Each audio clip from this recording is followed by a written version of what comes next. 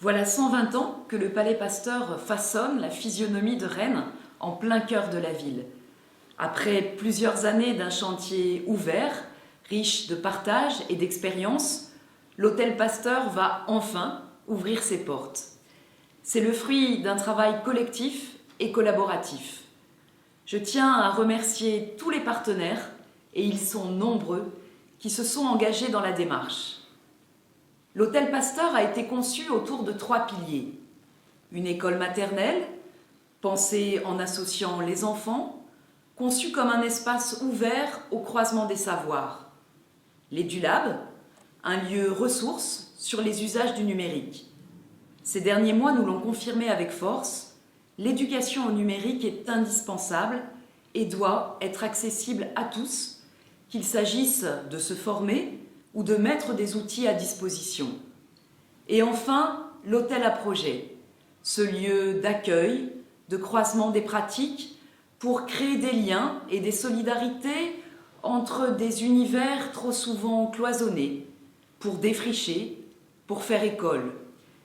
Si nous ne pouvons l'inaugurer dans les conditions habituelles, j'invite toutes les Rennaises, tous les Rennais à s'approprier les lieux dans les prochaines semaines, évidemment dans le respect des règles sanitaires.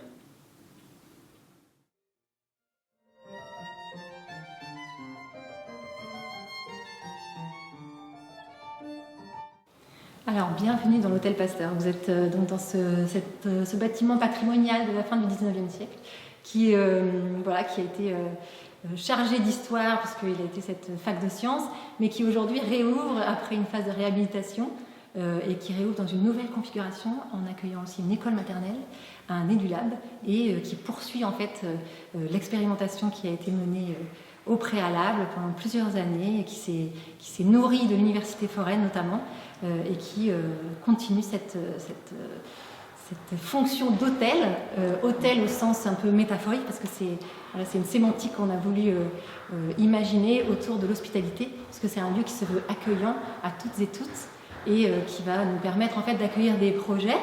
L'idée c'est que chaque hôte peut proposer, tester une idée, expérimenter quelque chose dans tous les champs disciplinaires, que ce soit dans le champ de la santé, que ce soit dans le champ du social, que ce soit dans le champ de la création artistique. Beaucoup de champs finalement ont été explorés et on aura sûrement des surprises encore. Et l'idée c'est de pouvoir tester de 3 heures à 3 mois. C'est une temporalité qu'on a proposée. De 3 heures à 3 mois pour justement que les projets se renouvellent et que les situations aussi se renouvellent. Donc l'école maternelle Faux-Pont, qui était anciennement située ruelle du Faux-Pont, intègre depuis ces derniers jours l'Hôtel Pasteur et devient l'école maternelle Pasteur avec 150 élèves, 6 classes, dont 3 classes bilingues bretons. Donc ce qui est innovant dans ce projet, c'est que cette école va s'intégrer dans un bâtiment qui compte 3 entités.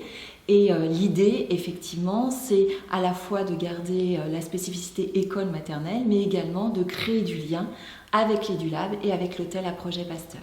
Ce projet a pour particularité d'avoir associé à la fois le personnel du périscolaire, les enseignants de l'école, le personnel de l'école et les enfants, si bien qu'avec les enfants, nous avons pu mener différents ateliers lorsque l'école était en chantier. Un atelier de maquettes où les enfants ont pu réaliser les maquettes de leur classe, également un atelier où ils ont pu venir tester le nouveau mobilier qui avait été pensé pour les classes, et puis enfin un test acoustique où les enfants ont pu chanter dans la cour de l'école.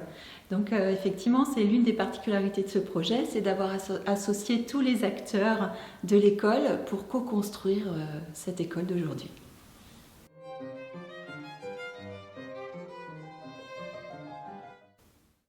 Nous sommes à l'EduLab. L'EduLab, c'est quoi? C'est un lieu ressource pour découvrir, expérimenter, tester des usages numériques, s'ouvrir aux cultures numériques au sens large.